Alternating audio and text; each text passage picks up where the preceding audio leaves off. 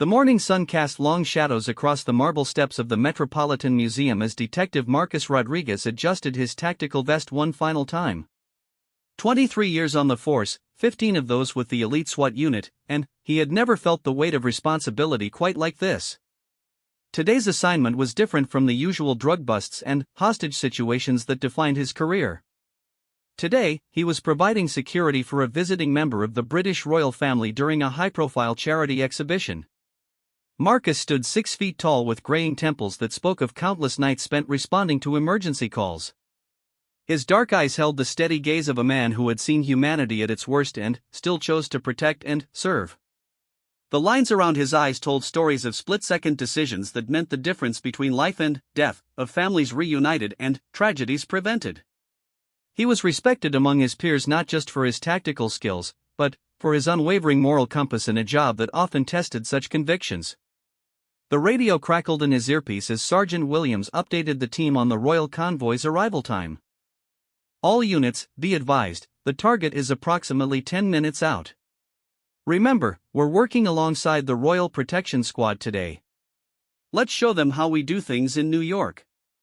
Marcus nodded to himself, checking his sidearm and ensuring his body camera was recording properly. The department had been preparing for this visit for weeks. The exhibition was showcasing artifacts from various royal collections, with proceeds going to children's charities in both the United States and the United Kingdom. It was exactly the kind of positive international cooperation that made headlines for all the right reasons. As he took his position near the museum's main entrance, Marcus noticed the British security team already in place. They moved with the precise, almost ceremonial bearing that came from years of protecting the monarchy. Their dark suits and earpieces marked them as professionals, but there was something distinctly different about their approach compared to the tactical gear and obvious weapons that marked American law enforcement. The lead British officer, Inspector James Whitmore, approached with an extended hand. "Detective Rodriguez, I presume?" "Inspector Whitmore, Royal Protection Squad. I understand you'll be coordinating the inner perimeter security." Marcus shook the man's hand firmly. "That's right, Inspector. My team knows this building inside and out. We've run multiple scenarios to ensure your principal's safety." "Excellent. His Royal Highness appreciates the thorough preparation. I trust there won't be any complications today." There was something in Whitmore's tone that Marcus couldn't quite place. Not condescension, exactly, but perhaps a subtle suggestion that British security protocols were inherently superior. Marcus had dealt with federal agencies before and recognized the territorial undercurrents that sometimes emerged when different law enforcement cultures collided. "We've got everything under control, Inspector. 23 years on this job, 15 with SWAT. Your principal will be as safe as if he were in Buckingham Palace." Whitmore's smile was polite but didn't quite reach his eyes. "I'm sure you're quite competent at handling your local situations. However, the protection of British royalty requires a certain level of sophistication that perhaps differs from your usual operations." Marcus felt his jaw tighten slightly, but maintained his professional demeanor. He had worked with Secret Service details, protected foreign dignitaries, and coordinated security for UN General Assembly sessions. The implication that he or his team lacked the sophistication for royal protection rankled, but he pushed the feeling aside. Today was about doing the job, not nursing wounded pride. The royal convoy arrived precisely on schedule. 3 black Range Rovers with tinted windows pulled up to the museum steps, followed by a support vehicle containing additional security personnel. Marcus watched as the Royal Protection Squad moved into formation with choreographed precision. Each member had a specific role, a specific position, and they executed their duties with the kind of seamless coordination that came from years of working together. His Royal Highness emerged from the center vehicle with the practiced ease of someone who had spent his entire life in the public eye. He was younger than Marcus had expected, perhaps in his mid-30s, with the kind of bearing that spoke of excellent breeding and extensive media training. The small crowd of invited guests and media representatives pressed forward slightly, held back by the security cordon that had been established. Marcus took his position near the museum's entrance as the royal party began their approach. His role was to maintain the secure corridor between the street and the building, ensuring that no unauthorized individuals could penetrate the perimeter. It was straightforward work, the kind of protection detail he had handled dozens of times before. That's when he noticed him. About 20 feet to the left of the main group, a man in his 40s stood slightly apart from the other spectators. He wore a dark jacket despite the warm weather, and his hands were buried deep in his pockets. Most concerning to Marcus was the man's behavior. While everyone else was focused on the royal arrival, this individual kept glancing around nervously, checking exits and scanning the crowd in a way that suggested he was planning something. Marcus had learned to trust his instincts over 2 decades in law enforcement. Something about this man's body language, his positioning, and his obvious nervousness set off every alarm bell in his head. The man was sweating despite the cool morning air, and he kept shifting his weight from foot to foot in a way that suggested extreme agitation. "Control, this is Rodriguez. I've got a possible subject of interest, approximately 20 feet northwest of the main entrance. Adult male, dark jacket, exhibiting suspicious behavior. Copy, Rodriguez. Maintain visual contact and advise." Marcus began moving closer to the suspicious individual while trying to remain inconspicuous. His hand instinctively moved closer to his sidearm, though he kept it well away from the weapon itself. The last thing anyone needed was to escalate a situation that might turn out to be nothing more than a nervous tourist with poor social skills. As he moved, Marcus noticed that the man had begun reaching more frequently into his jacket pocket. The movement was subtle, but it suggested he was either checking on something or preparing to retrieve something. Marcus had seen this kind of behavior before during armed encounters. People who were planning to draw a weapon often unconsciously checked their equipment repeatedly in the moments before acting. The royal party was now halfway up the museum steps. His Royal Highness was moving at the measured pace that allowed photographers to capture the images they needed while maintaining the dignity befitting his station. Inspector Whitmore and his team maintained their protective formation around him, their eyes constantly scanning for threats. Marcus was now within 10 feet of the suspicious individual. Close enough to see the sweat beading on the man's forehead and to notice that his right hand was gripping something inside his jacket. The man's attention was no longer on the crowd or the exits. Instead, he was focused intently on the royal party, and his expression had shifted from nervousness to something that looked disturbingly like determination. "Control, subject is reaching for something in his jacket. I'm moving to intercept." Marcus began closing the distance more rapidly, his training taking over as adrenaline sharpened his focus. He had perhaps 3 seconds to determine whether this was a legitimate threat or a false alarm, and the stakes couldn't be higher. If the man was armed and intended harm, every second of delay could prove fatal.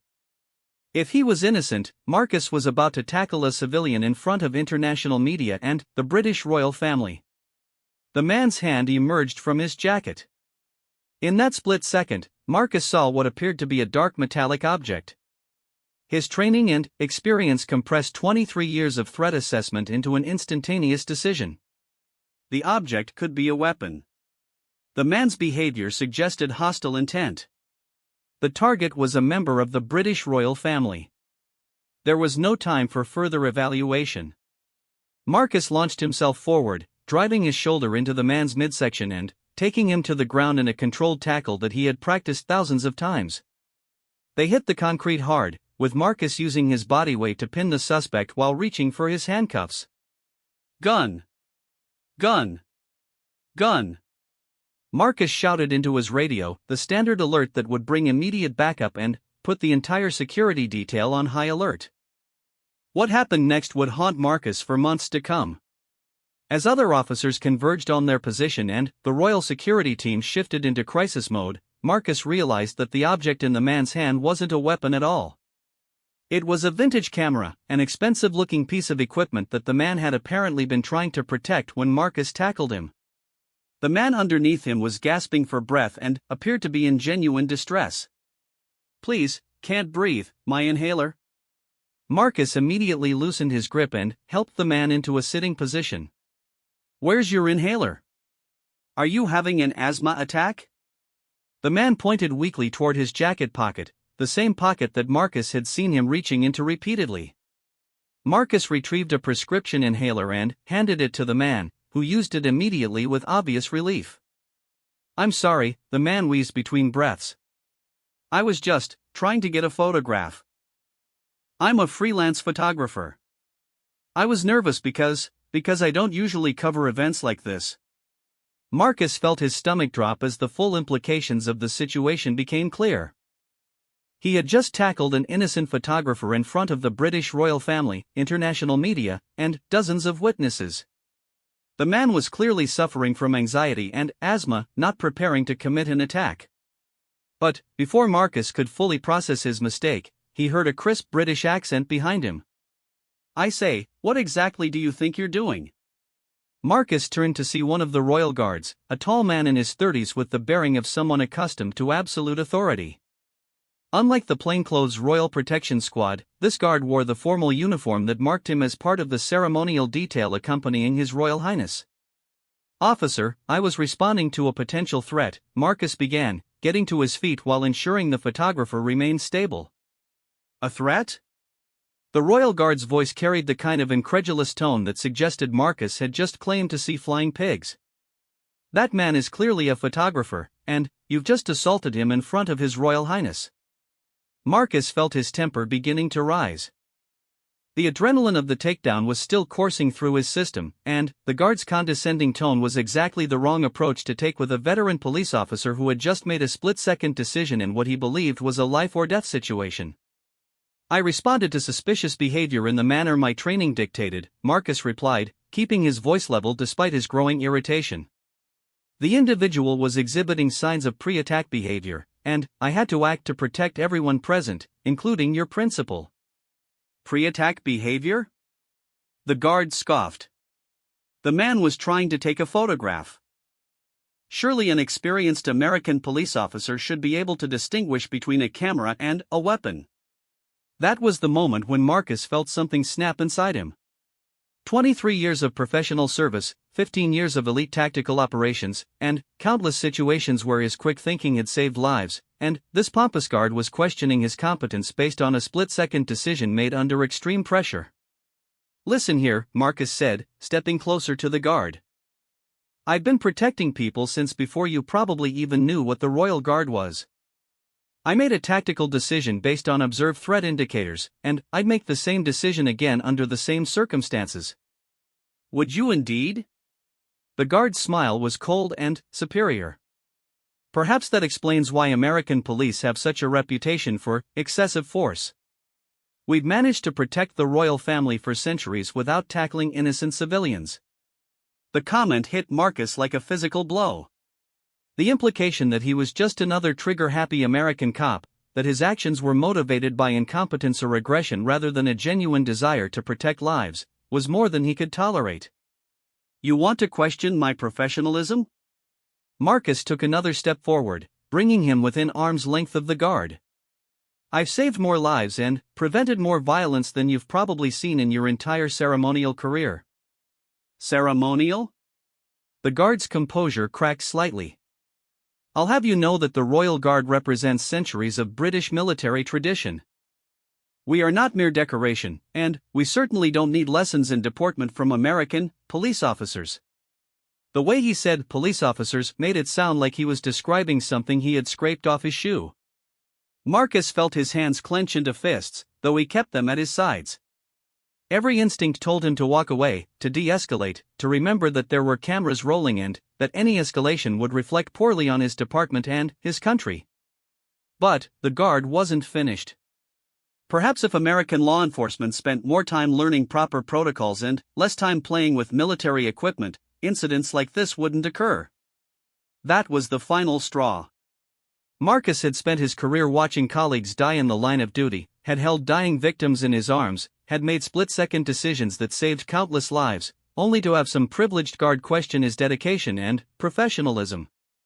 The combination of adrenaline, embarrassment, and righteous anger overwhelmed his judgment. He grabbed the guard by the front of his uniform with both hands.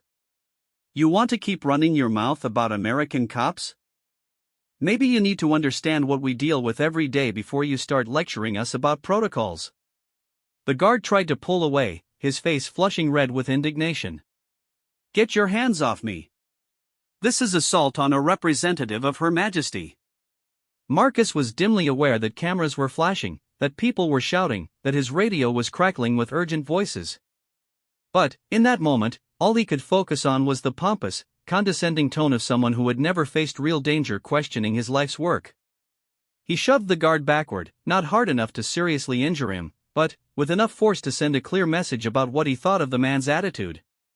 The guard stumbled but maintained his footing, his face now bright red with anger and embarrassment.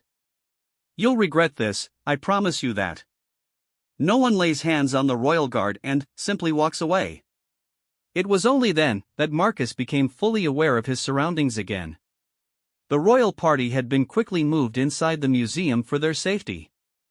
Fellow SWAT officers were approaching his position with concerned expressions. Inspector Whitmore was speaking rapidly into his radio while staring directly at Marcus with an expression of barely controlled fury. And the cameras. Dear God, the cameras. News photographers and television crews had captured everything. The tackle of the innocent photographer. The confrontation with the royal guard. The moment when a decorated American police officer had put his hands on a representative of the British Crown in full view of the international media. Marcus felt his career, his reputation, and possibly his freedom slipping away as the full magnitude of what had just happened began to sink in. In the span of 5 minutes, he had gone from a respected veteran officer providing security for an international dignitary to the central figure in what would undoubtedly become a major diplomatic incident. Sergeant Williams appeared at his side, his face pale with concern. "Marcus, what the hell happened here? We need to get you away from these cameras right now." But it was too late. The damage was done. Across the plaza, Marcus could see Inspector Whitmore speaking urgently with other British officials. The guard he had shoved was adjusting his uniform while speaking to what appeared to be a superior officer. And, somewhere in the background, the photographer he had tackled was being checked by paramedics while giving what was probably a very damaging statement to investigators. Marcus Rodriguez, a man who had dedicated his adult life to protecting others, suddenly found himself in need of protection from the consequences of his own actions. And, as he was led away from the scene, he couldn't shake the feeling that his life as he knew it was over. The fluorescent lights in interview rooms cast harsh shadows across Detective Marcus Rodriguez's weathered face as he sat across from Internal Affairs Lieutenant Sarah Chen. The small room smelled of stale coffee and the accumulated stress of 1,000 interrogations. Marcus had been in rooms like this before, but always on the other side of the table, always as the investigator rather than the investigated. 48 hours had passed since the incident at the Metropolitan Museum, and those hours had been the longest of Marcus's life. He had been placed on administrative leave pending the investigation, his badge and service weapon temporarily surrendered to his supervisor. The media storm had exploded beyond anything he could have imagined, with footage of the incident playing on every major news network across the globe. Lieutenant Chen was a compact woman in her early 40s, known throughout the department for her thoroughness and her complete inability to be intimidated by rank or reputation. She had investigated corruption cases that took down captains and had never shown favoritism to anyone, regardless of their years of service or their connections within the department. "Detective Rodriguez," she began, her voice professionally neutral, "I want you to understand that this investigation is being conducted under intense scrutiny from both the mayor's office and the State Department. The British consulate has filed a formal complaint, and the incident has created what diplomatic sources are calling a significant strain in Anglo-American relations." Marcus nodded, though his throat felt dry. He had expected this conversation, but hearing the formal language of diplomatic crisis made the situation feel even more surreal. "I understand, Lieutenant. I want to cooperate fully with the investigation." "Good. Then, let's start from the beginning. Walk me through your decision-making process during the incident." Marcus had rehearsed this explanation in his mind dozens of times over the past 2 days, but, sitting in the harsh light of the interview room, the words felt inadequate. How do you explain a split-second decision to someone who wasn't there?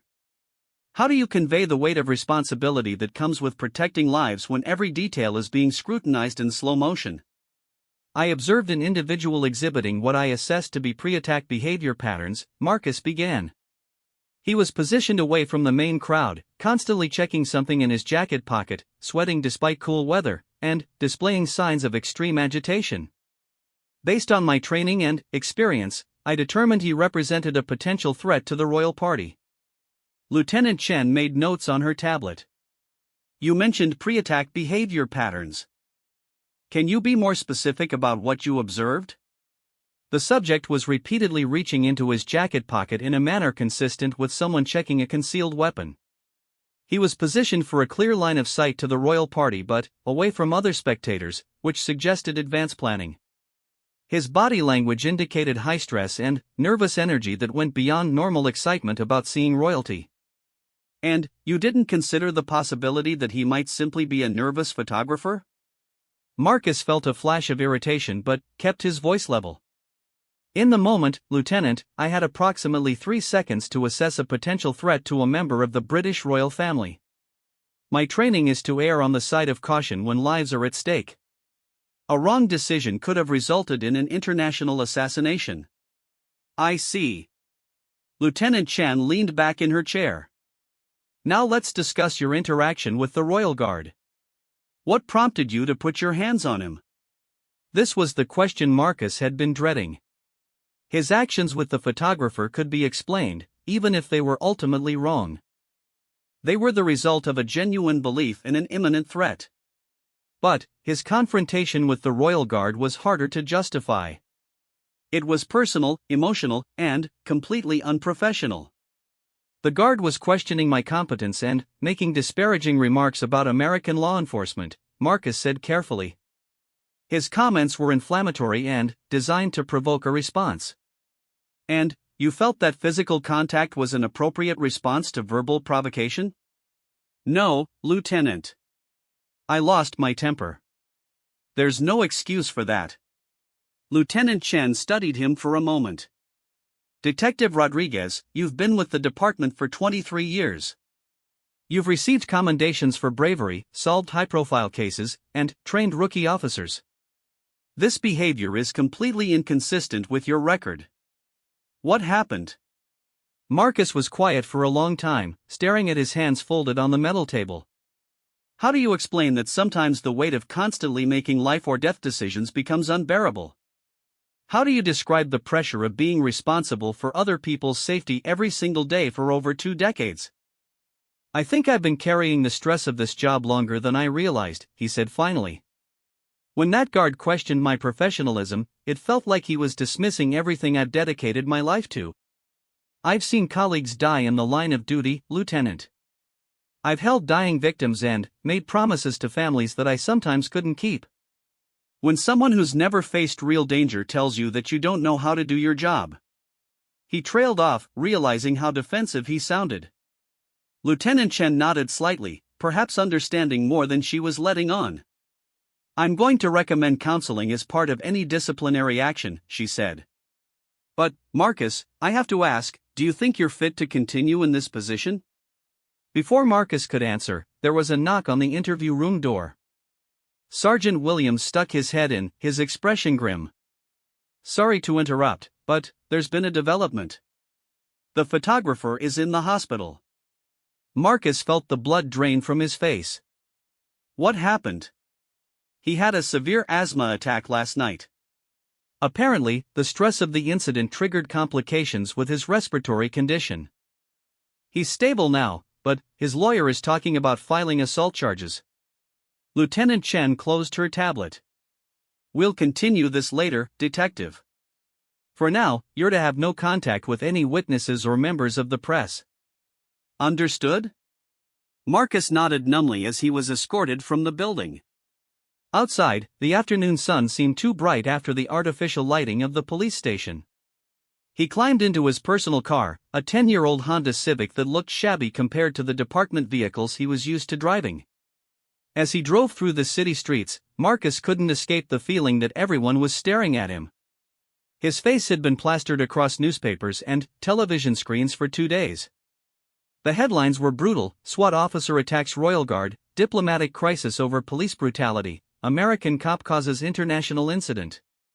He pulled into the parking lot of a small diner where he had often eaten during his patrol days. The Sunrise Cafe was one of those places that attracted cops, firefighters, and EMTs because the coffee was strong, the food was cheap, and the owner understood the strange hours that first responders worked.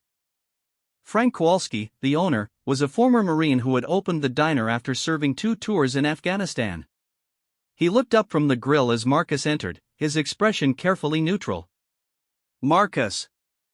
Heard you've been having a rough week. Marcus slid into a corner booth, grateful that the afternoon crowd was thin. That's putting it mildly, Frank. You probably shouldn't be seen talking to me. Bad for business. Frank poured a cup of coffee and brought it over. Listen, I've seen that footage about 100 times now. Yeah, maybe you made a mistake with the photographer. But that British guy? He had it coming. Frank, I'm not asking you to discuss the case. I'm telling you what I see. I know you, Marcus. I've known you for 15 years. You're one of the good ones. Whatever happened out there, I know you were trying to do the right thing. Marcus felt his eyes sting slightly. It was the first unqualifiedly supportive comment he had heard since the incident.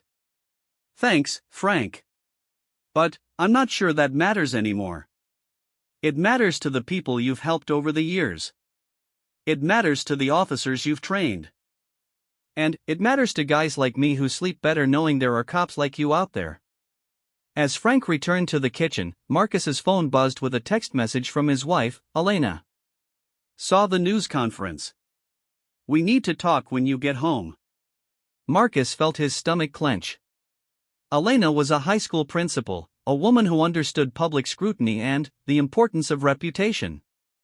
She had supported his career through 23 years of shift work, missed dinners, and middle-of-the-night emergency calls. But this was different. This wasn't just about him anymore. The drive home to their house in Queens took 45 minutes through afternoon traffic. Marcus used the time to mentally prepare for a conversation he had been dreading. Elena deserved better than being married to a cop who had become an international embarrassment. Their house was a modest 2-story colonial that they had bought when Marcus made detective. The mortgage had 15 years left on it, and they had always planned that it would be paid off by the time Marcus retired from the force. Now, retirement might be coming much sooner than they had planned. Elena was waiting in the kitchen, still wearing the professional attire she wore to work. At 51, she was still beautiful, with graying hair that she wore in a practical bob and intelligent brown eyes that had always been able to see right through him. "How bad is it?" she asked without preamble. Marcus slumped into a kitchen chair. "Pretty bad. The photographer is in the hospital. His lawyer is talking about pressing charges. Internal Affairs is recommending counseling. And the British consulate has filed a formal complaint that's supposedly straining international relations." Elena poured herself a glass of wine and sat across from him. "The kids have been calling. They're worried about you." Marcus and Elena had 2 adult children. Their son Michael was a lawyer in Boston, and their daughter Sophia was finishing her medical residency in Chicago. Both had successful careers and families of their own, and both had built their reputations carefully over years of hard work. "What did you tell them?" "The truth. That their father made a mistake, but that he's not the monster the media is making him out to be." Marcus looked at his hands. "Maybe I am, Elena. Maybe I've been doing this job so long that I can't tell the difference between a real threat and a harmless photographer anymore." Elena reached across the table and took his hand. "Marcus Rodriguez, I've been married to you for 26 years. You are many things, sometimes stubborn, occasionally hot-headed, definitely too dedicated to a job that doesn't pay you enough, but you are not a monster. The footage looks pretty bad." The footage shows about 30 seconds of a situation that developed over several minutes. It doesn't show the 23 years of service that came before it, and it doesn't show the man who comes home to me every night worried about whether he did everything right. Marcus felt some of the tension in his shoulders ease slightly. "Internal Affairs asked me if I think I'm fit to continue in this position." "What did you tell them?" I didn't get a chance to answer. But, Elena, honestly? I don't know anymore. Maybe it's time to hang up the badge. Elena was quiet for several minutes, sipping her wine and studying her husband's face. Do you remember when Sophia was 12 and she asked you why you became a police officer? Marcus smiled slightly at the memory. I told her it was because someone needs to stand between good people and the things that want to hurt them. And, do you still believe that? Yes, but, no buts. You made a mistake, Marcus. One mistake in 23 years of service. Yes, it was a big mistake with international consequences. But, it doesn't erase everything else you've done. Before Marcus could respond, his phone rang. The caller ID showed the number for Police Commissioner Rebecca Martinez, the first female commissioner in the department's history and a woman known for her no-nonsense approach to police reform. Detective Rodriguez? This is Commissioner Martinez. I need you to come in tomorrow morning at 8 a.m. for a meeting. Yes, Commissioner.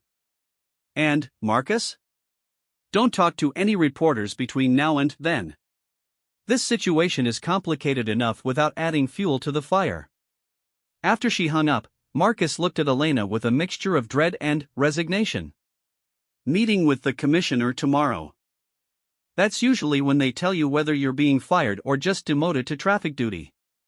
Or when they tell you they're standing behind you. Elena, I physically confronted a royal guard in front of international media. There's no way they can stand behind that. We'll see. Elena stood up and kissed the top of his head. Whatever happens, we'll get through it. We always have. That evening, Marcus sat in his study looking at the commendations and awards that covered one wall. Valor awards, commendations for bravery, letters of thanks from citizens whose lives he had touched. It was the record of a career spent trying to make a difference. On his desk was a letter he had received the previous month from the mother of a teenage girl who had been kidnapped. Marcus had been part of the team that found her, and the grateful mother had written to thank him for bringing her daughter home safely. You gave me my life back, the letter said. I will never forget what you did for our family. Marcus wondered if that woman would feel the same way after seeing the footage from the museum. Would she still consider him a hero? Or would she now see him as just another example of police brutality? His phone buzzed with another text message, this one from his partner, Detective Amanda Ross. Whatever happens tomorrow, you're still the best cop I've ever worked with. Don't let them break you.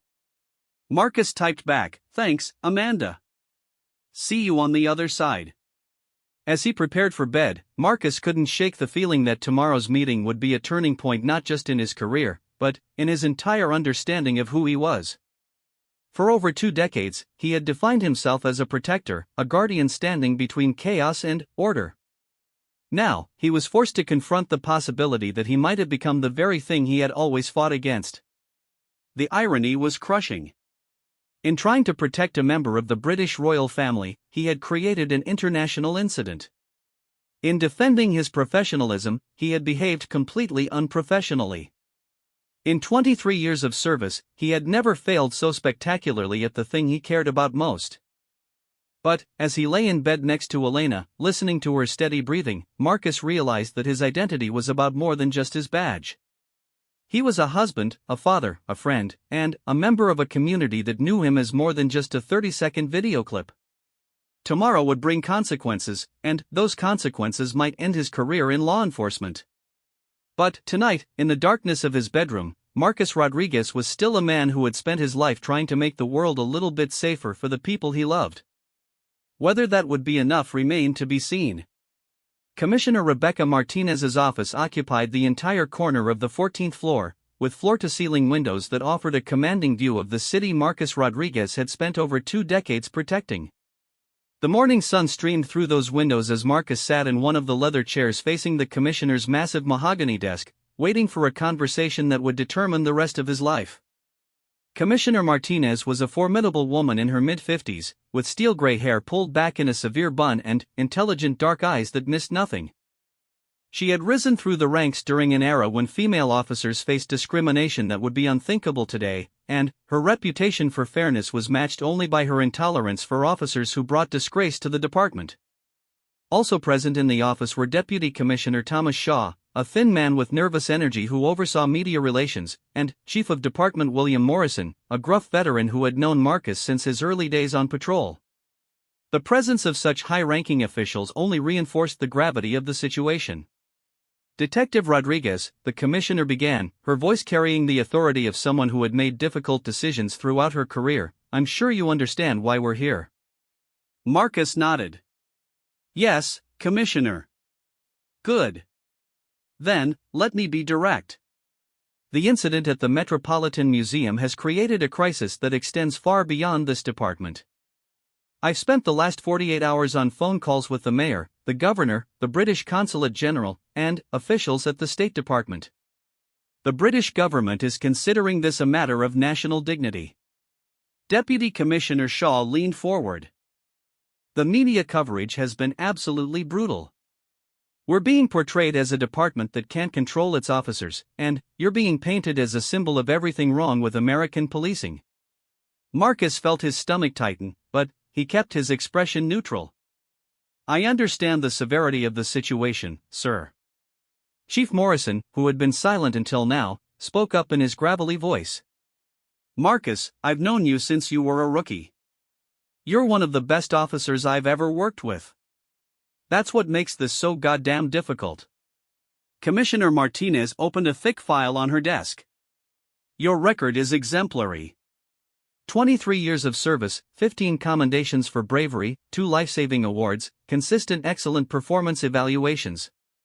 You've trained dozens of officers, many of whom are now in leadership positions throughout the department. She paused, studying the papers before her. You've also undergone mandatory psychological evaluations every year since joining SWAT, all of which indicated you were fit for duty. Your commanding officers describe you as level-headed, professional, and completely dedicated to the mission. Marcus waited, knowing that the but was coming. But, the commissioner continued, you also physically confronted a representative of a foreign government in full view of international media. Regardless of the provocation, regardless of your intentions, that action has created a diplomatic incident that threatens to damage relations between two allied nations. Deputy Commissioner Shaw pulled out his tablet. The footage has been viewed over 50 million times across various platforms. Late-night comedians are making jokes about American cowboys and trigger-happy cops. The British press is calling it an attack on the monarchy itself. What's the department's official position? Marcus asked. Commissioner Martinez exchanged glances with her colleagues before answering. We're conducting a thorough investigation, and we're cooperating fully with British officials to resolve this matter appropriately. Chief Morrison's expression softened slightly. Marcus, off the record, I think you got railroaded. That British guard was being a condescending ass, and any cop with pride would have been tempted to deck him. But, the commissioner interjected sharply, we don't operate off the record when it comes to international.